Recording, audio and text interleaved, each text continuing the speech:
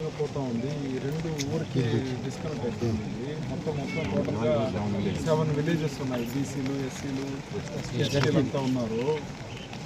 నేను ఈరోజు ఇక్కడికి వచ్చాను. వర్షం అయితే విపరీతంగా, నీళ్ళు అయితే విపరీతంగా పెద్ద ఇదిలాగా పారుతూ ఉంది.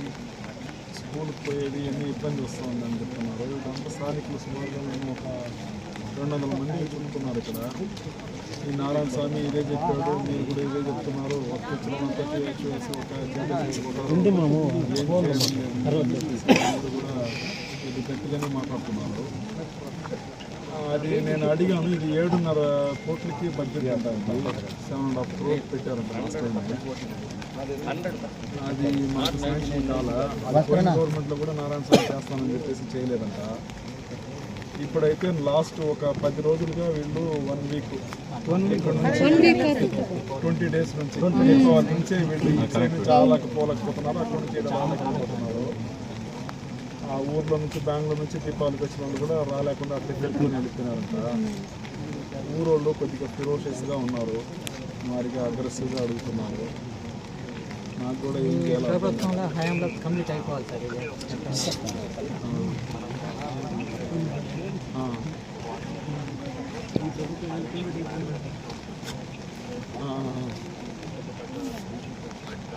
ఓకే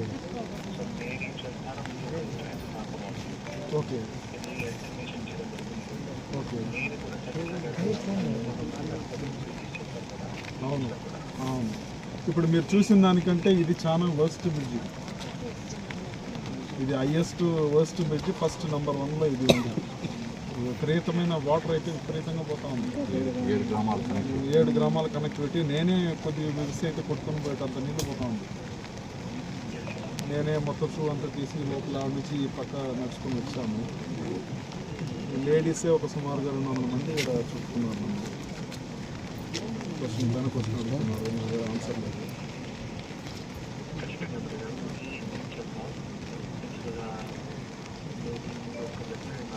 నేను మీకు ఒక లెటర్ పెడతాను కలెక్టర్ గారు. ఇప్పుడు నేను ఇక్కడ ఒక వీడియో కూడా మీకు తీసి పెడతాను చూడండి. మీ వర్షం లేకపోయినా కూడా విపరీతమైన నీళ్ళు పోతున్నాయి ఇక్కడ.